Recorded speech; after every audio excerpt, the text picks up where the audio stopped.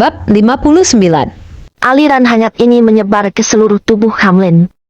Selain itu, karena ditusukkan pada titik akupuntur yang berbeda-beda, aliran hangat ini hampir meluas hingga ke seluruh tubuh. Ia merasakan kehangatan menjalar di dalam tubuhnya. Rasanya nyaman sekali sampai ia hampir menangis. Tapi Sean hanya menunggu di sana sehingga setelah pria itu selesai diobati. Orang-orang di ruangan itu juga sedang menahan napas dan tidak berani bersuara. Kemudian Sean menarik jarum tadi tepat setelah 5 menit. Anehnya, kotak berisi jarum perak itu langsung lenyap begitu dia menggerakkan pergelangan tangannya. Semua orang terpesona dengan keterampilan pengobatan Sean dan tak bisa berhenti memujinya dalam hati. Oke, pengobatan sudah selesai, ucap Sean dengan tenang dan percaya diri. Hamlin tidak kunjung membuka matanya sampai pengobatannya selesai. Saat ini, dia sangat menghargai Sean dari lubuk hatinya yang paling dalam. Hamlin sudah melakukan pengobatan akupuntur berkali-kali. Setiap kali dia berobat, ia harus menghabiskan setengah jam untuk menyelesaikan seluruh prosesnya. Memang beberapa terlihat efeknya, tetapi tidak begitu jelas. Namun, Sean membuatnya merasa sangat berbeda hanya dalam 5 menit. Tuan Louis, bagaimana perasaan Anda sekarang? Para pria paruh baya di ruangan itu mengecek menatap Hamlin seraya menunggunya mengatakan sesuatu. Phew, rasanya nyaman sekali. Hamlin menarik napas panjang, merasa lega dan santai. Sedangkan sebelumnya, dia selalu merasa tubuhnya lemas dan tak berdaya. Dia merasa letih dan tidak punya energi sama sekali. Dia bahkan merasa tak sanggup untuk sekedar mengangkat kakinya untuk berjalan. Namun, setelah menjalani pengobatan Sean, ia merasa semua kelelahan hilang begitu saja. Saat ini ia merasa seluruh badannya sangat santai. Rasanya seperti ada orang yang telah memijat seluruh tubuhnya. Perasaan ini sungguh nyaman sekali sampai ia sendiri tak dapat menggambarkannya dengan kata-kata. Tapi Hamlin memang mengalami rasa santai dan nyaman saat ini. Orang-orang di sampingnya terus menganggukkan kepala. Mereka juga bisa melihat bahwa Hamlin sangat tidak seperti dirinya. Sebelumnya, dia tampak pucat dan seperti kehilangan banyak energi, matanya pun redup dan kusam. Tapi saat ini, dia begitu energik dan berseri-seri, wajahnya tampak lebih segar dan lebih tampak sehat. Dia kelihatan seperti lebih muda 10 tahun dari sebelumnya hanya dalam beberapa detik saja. Sungguh mengejutkan karena efeknya langsung terlihat hanya dengan mengikuti terapi akupuntur Sean selama 5 menit. Dia benar-benar seorang dokter ajaib. Tuan Lane, apa pengobatannya sudah selesai? Hamlin menoleh untuk menatap Sean. Dia sekarang menunjukkan rasa hormat yang besar pada Sean. Belum selesai, kata Sean dengan tenang. Jadi apa lagi yang harus kulakukan? Hamlin lalu memperlambat bicaranya seraya bertanya padanya dengan nada hati-hati. Tubuh Anda sedang dalam kondisi yang tidak baik dan pencernaan Anda juga tidak lancar untuk menyerap nutrisi yang cukup. Jadi, meski banyak mengkonsumsi suplemen gizi, semuanya tidak akan berguna. Tubuh Anda mengalami kesulitan untuk mencerna nutrisi karena penyakit yang Anda derita. Hamlin menganggukkan kepalanya, tanda paham dengan apa yang diucapkan oleh Sean. Sebelumnya ia memang konsumsi banyak suplemen gizi mahal. Namun, tak ada hasil yang ia dapatkan. Tapi sekarang, penyakitmu sudah sembuh, ucap Sean dengan tenang setelah ia melirik ke arah Hamlin. Jadi, Tuan Lane, artinya sekarang saya bisa minum suplemen gizi untuk menyeimbangkan tubuh? Tanya Hamlin hati-hati setelah merenung beberapa saat. Ya, Sean terlalu banyak menjelaskan. Walau bagaimanapun, suplemen nutrisi setidaknya bisa memberikan efek. Baiklah. Bagus sekali. Anda baik sekali, Tuan Lane. Terima kasih. Hamlin menatap Sean dengan hati-hati dan raut wajah penuh tekad. Tuan Lane, kalau Anda butuh bantuan, saya tidak akan ragu menawarkannya. Sama-sama. Sean mengibaskan tangannya pelan, menandakan bahwa ia tak begitu peduli. Lagi pula, hal ini gampang baginya. Tuan Lane, saya juga sedang merasa sangat lelah akhir-akhir ini. Apa Anda bisa memberi saya pengobatan akupuntur juga? Saya juga merasa seperti itu. Tuan Lane, Tolong bantu saya juga. Dalam sekejap, semua orang penting di ruangan itu menatap Sean dengan raut wajah penuh semangat dan memuja. Mereka semua sangat menginginkan pengobatan Sean. Namun, Sean menolak mereka tanpa mengucapkan apapun. Mereka tidak punya pilihan lain selain menyerah. Di ruangan bawah, keluarga Carrie kembali bergembira dan mulai merasa puas lagi. Dia bersikap seolah-olah tadi bukan dirinya yang memohon-mohon meminta bantuan Sean kepada May. Nora tidak suka dengan suasana di ruangan itu, tetapi dia tak bisa pergi lebih dulu karena dia masih harus menunggu Sean. Nora, aku tak menyangka Sean bisa berteman dengan orang-orang kaya itu. Pansy menoleh ke arah Nora sesaat sambil dia mengambil makanan. Ya, begitulah. Nora mengernyitkan dahinya, tapi dia tetap menganggukkan kepalanya. Tapi, itu bukan perkara yang harus dibesar-besarkan. Sekarang, semua orang berlomba-lomba ingin berkenalan dengan orang-orang kaya. Tapi, meskipun mereka punya teman kaya, tidak berarti dia juga kaya. Lihat saja Jasper, suamiku. Banyak orang kenal dengannya, bahkan Sean pun juga mengenalnya. Tapi, Pansy berhenti bicara lalu mengunyah hidangan yang tersedia dengan nikmat. Sementara, Jasper juga sudah kembali tenang lagi. Sebelumnya ia gugup karena mengira Sean punya hubungan yang akrab dengan Hamlin. Sekarang, dia tidak perlu khawatir lagi karena tahu bahwa Sean tak punya hubungan apa-apa dengan Hamlin. Dia tak pernah memenuhi ekspektasiku. Aku sangat kecewa.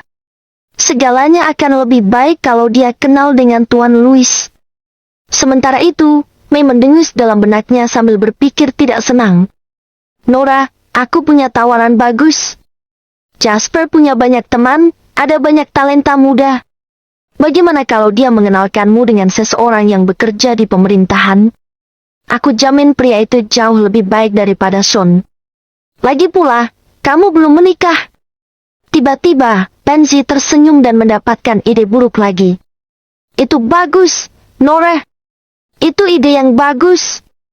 Di antara semua teman yang aku kenal, orang yang paling buruk sekalipun masih jauh lebih baik daripada pria lumpuh seperti Sean.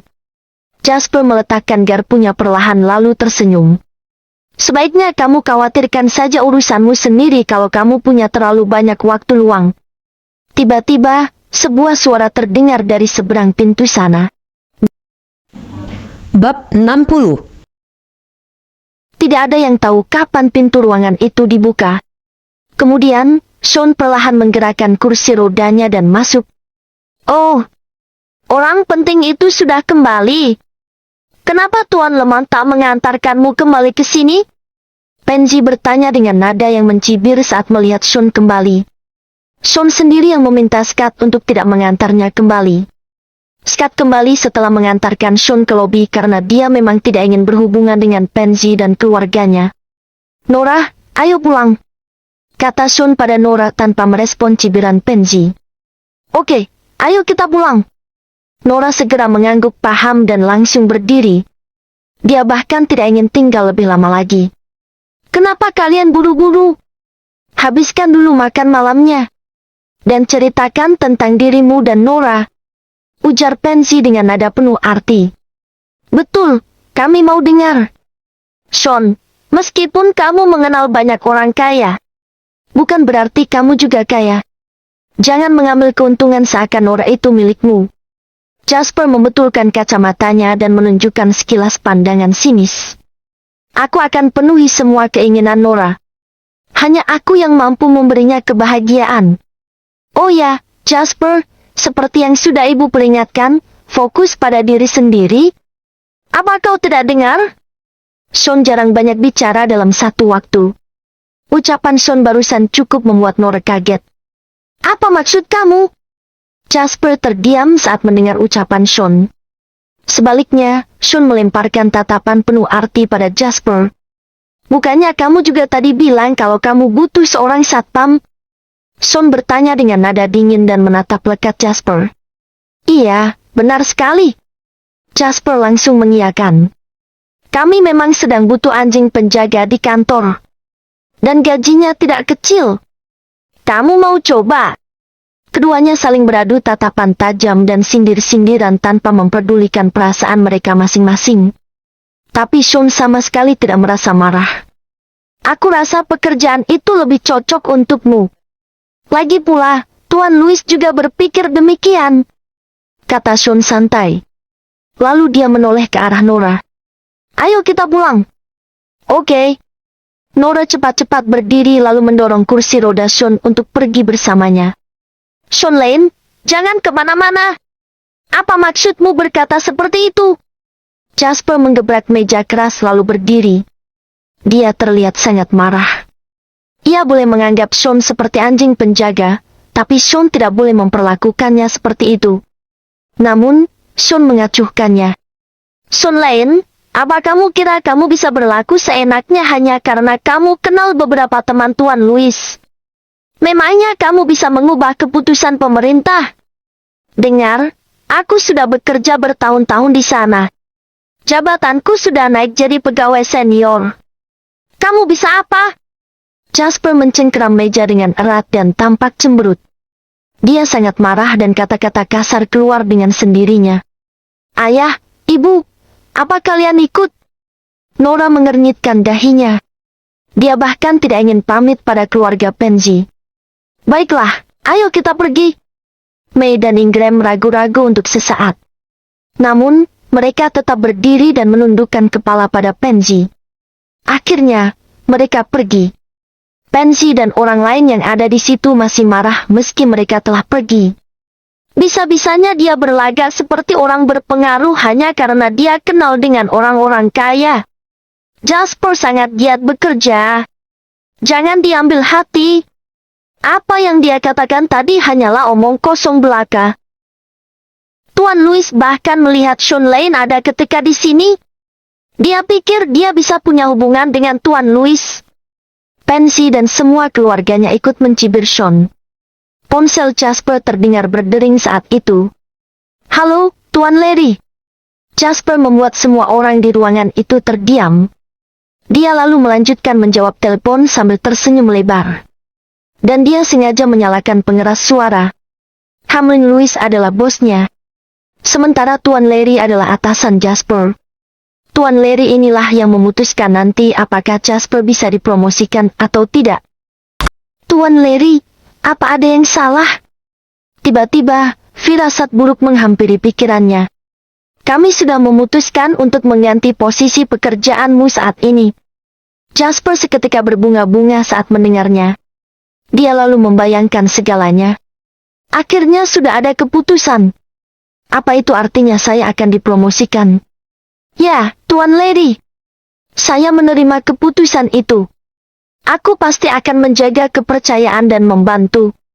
Dan saya juga akan berusaha semaksimal mungkin untuk melaksanakan tugas dan menyelesaikan pekerjaan di perusahaan.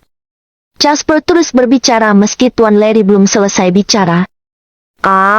Oke. Tuan Larry tertegun sejenak lalu berkata, saya kira kamu akan menolak keputusan ini. Tapi syukurlah, kamu tampak mengerti, jadi saya tak perlu menjelaskan apa-apa lagi.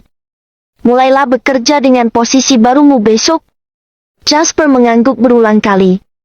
Pansy dan semua keluarganya juga ikut berbahagia. Tentu, Tuan Larry. Saya pasti akan bekerja sesuai dengan ekspektasi Anda dan berusaha mengelola daerah baru dengan baik, kata Jasper dengan nada semangat. Daerah baru? Pekerjaan barumu adalah penjaga gerbang. Tuan Louis bilang kamu sangat cocok bekerja di posisi itu. Tuan Larry berkata dengan datar, lalu dia mematikan teleponnya. Bab 61. Penjaga pintu. Posisi baru yang dipilih khusus oleh Jasper untuk Sean. Ponsel di tangan Jasper langsung terbanting ke meja. Kemudian jatuh ke tanah, dan layarnya yang baru langsung pecah. Keluarga Pansy di ruangan tersebut terkejut. Awalnya, masa depannya cerah, dan dia hampir dipromosikan menjadi wali kota daerah. Namun, semua mendengar dengan jelas apa yang dikatakan Tuan Larry barusan. Saat ini, semua orang terdiam di tempat. Bekerja sebagai penjaga pintu. Apakah Jasper memang ditakdirkan untuk jadi penjaga gerbang? Penjaga pintu, Posisi baru ini yang tadi dipilih oleh Jasper untuk Sean. Tapi sekarang, posisi itu diberikan pada Jasper. Tidak, tidak, tidak. Tubuh Jasper merosot di kursi, dan wajahnya nampak begitu pucat. Awalnya, masa depannya cerah, dan dia hampir dipromosikan menjadi wali kota daerah. Pria yang akan jadi menantunya ini bukan hanya gagal dipromosikan tapi bahkan jabatannya turun jauh. Calon menantunya bukan hanya gagal dipromosikan tapi bahkan jabatannya turun jauh. Masa depannya yang cerah berubah menjadi seorang penjaga gerbang.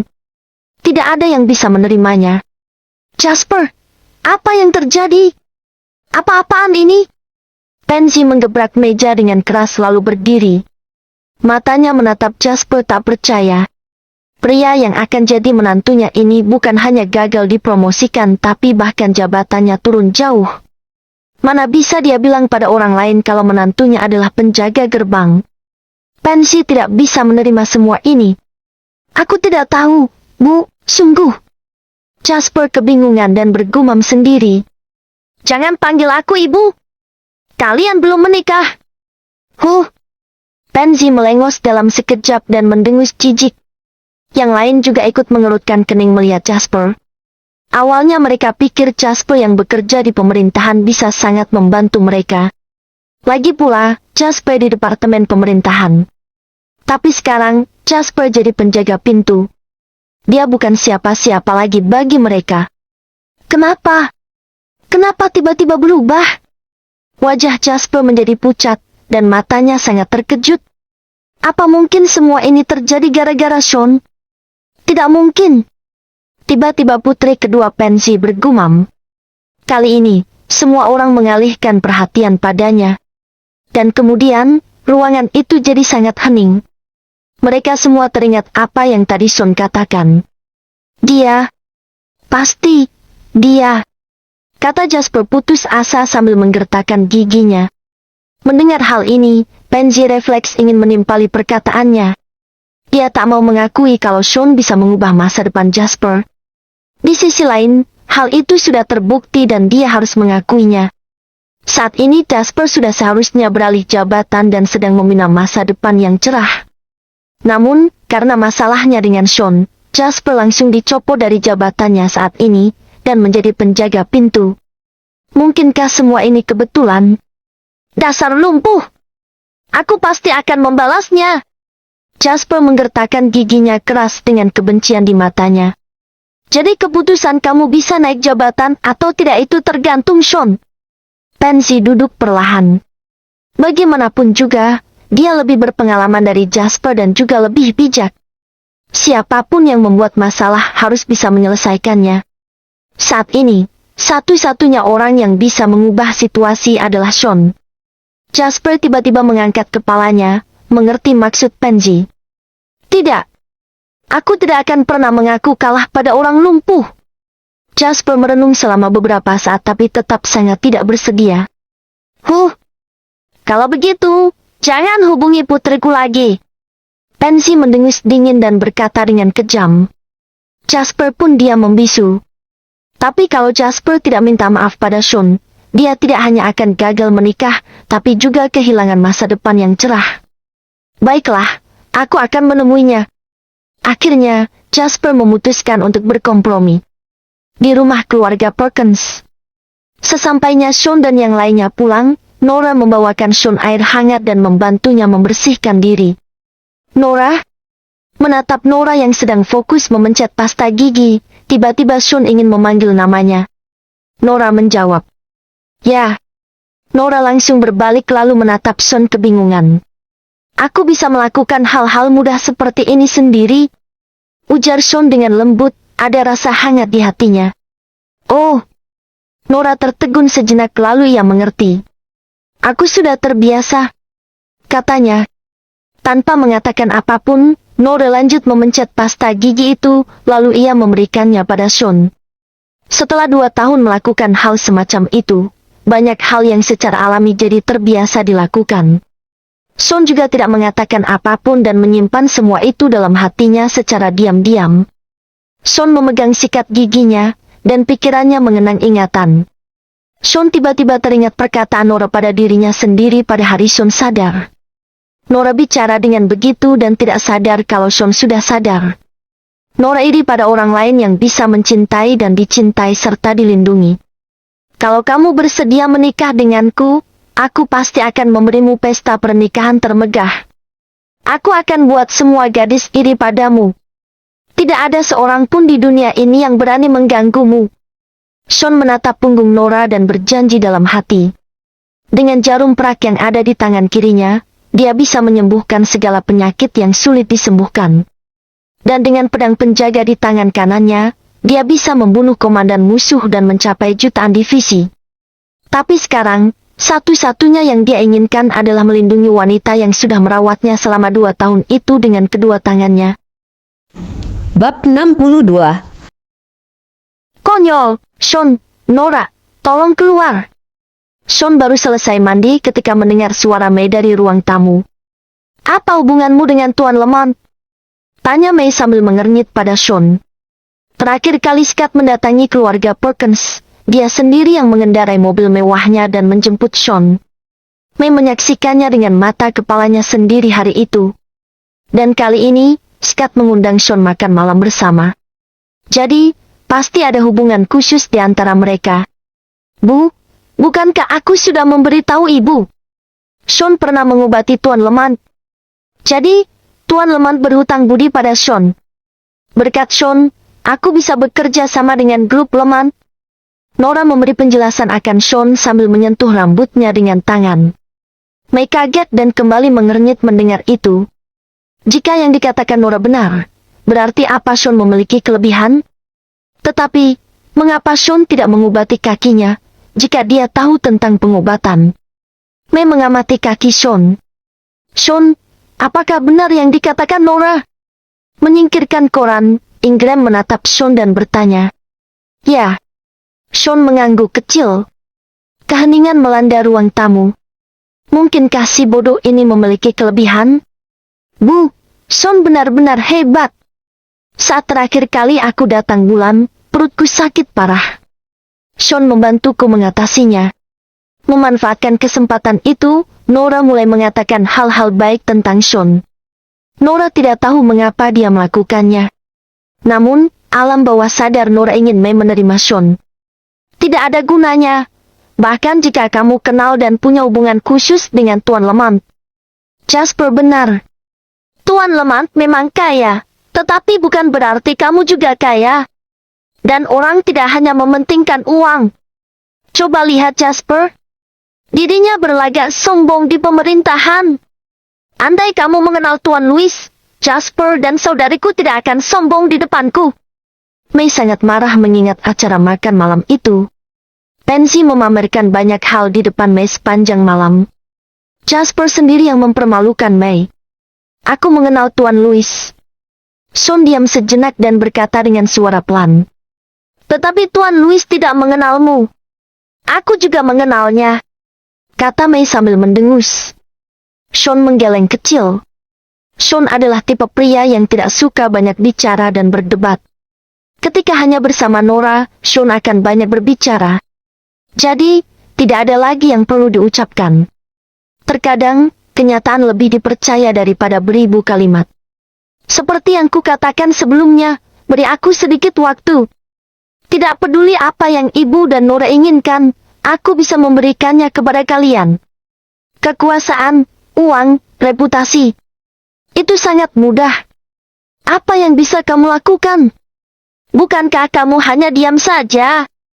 Jika kamu begitu mampu, maka balas perbuatannya.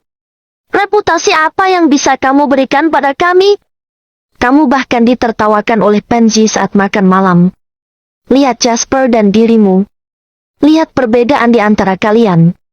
Tanpa alasan, Mei marah-marah mendengar ucapan percaya diri Sean. Jasper tidak pantas bersaing denganku. Menoleh ke belakang, Sean menyilangkan kedua tangannya dan berkata dengan tenang. Wah, beraninya kamu berkata begitu? Kemarilah dan katakan kepadaku mengapa Jasper tidak pantas bersaing denganmu. Dia bisa pamer di hadapanmu dan bahkan memberimu pekerjaan sebagai anjing penjaga. Apa yang bisa kamu lakukan? Apa kamu hanya diam saja?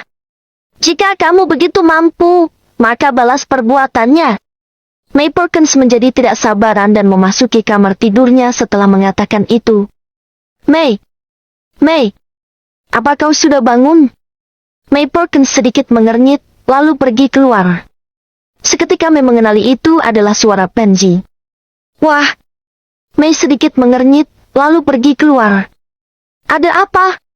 Ragu-ragu, May membuka gerbang. May semakin bingung melihat situasi di luar pintu. Tepat saat itu, Pansy dan Jasper berdiri di luar gerbang. Keduanya terlihat malu dan tersenyum kepadanya. Selain itu, ada beberapa tonik yang dikemas rapi di tangan mereka. Itu benar-benar aneh. Pansy tidak pernah membawa hadiah saat mengunjungi kediaman Perkins. Bahkan seandainya May menghadiri pesta mereka, Pansy tidak akan mengirim hadiah sebagai balasannya.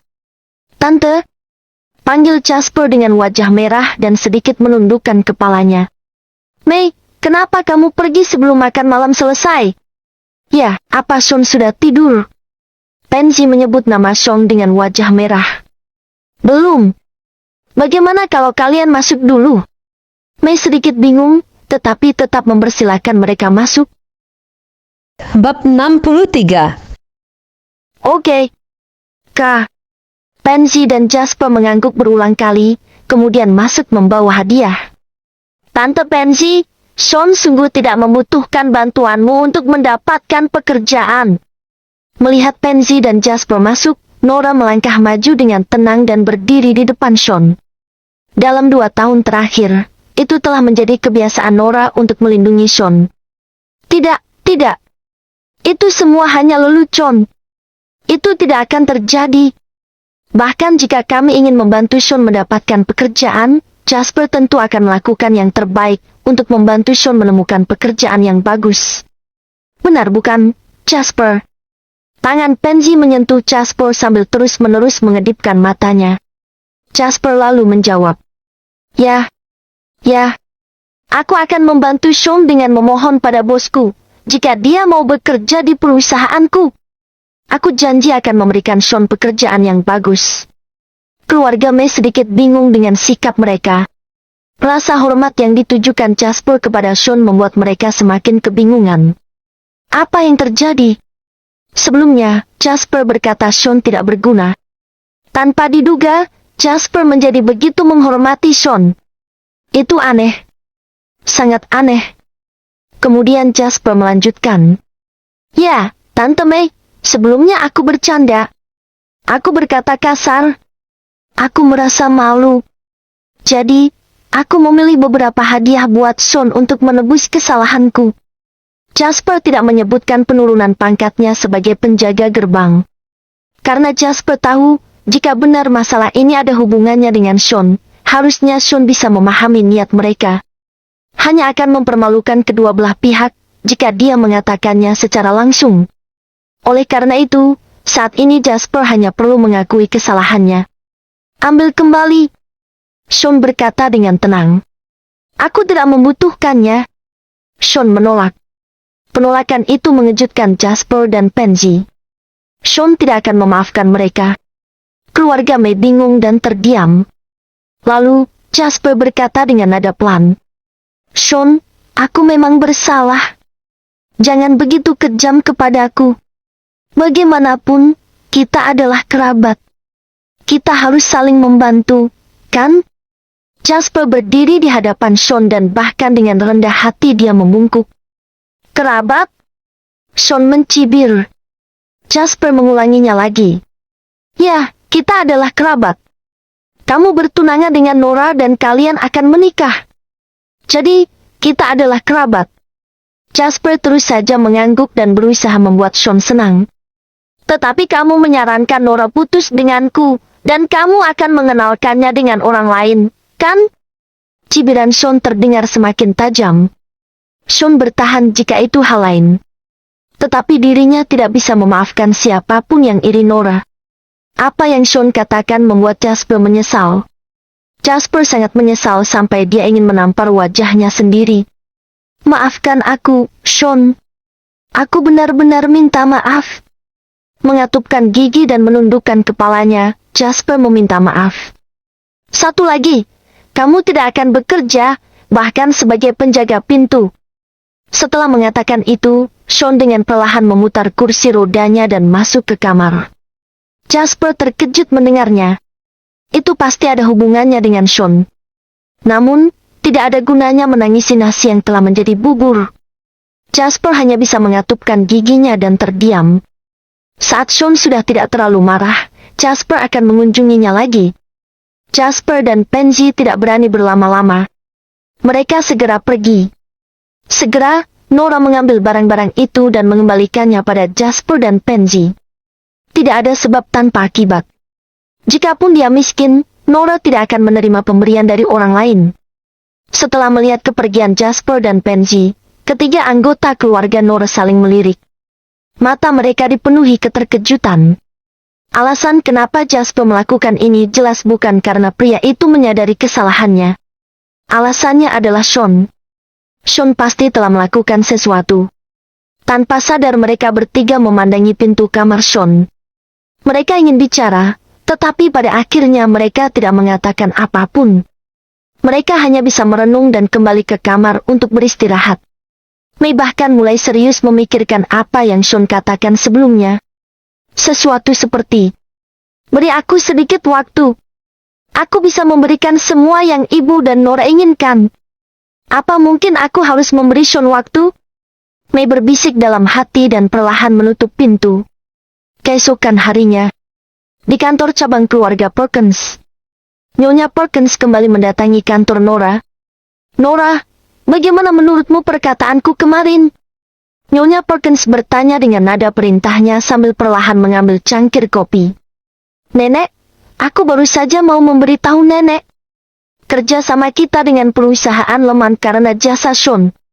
Kebetulan kami bertemu dengan Tuan Lemont saat makan malam.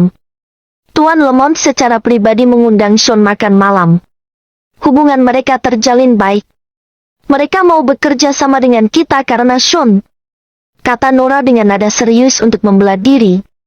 Sayang, kau sangat naif. Nyonya Perkins menggeleng sambil melirik Nora.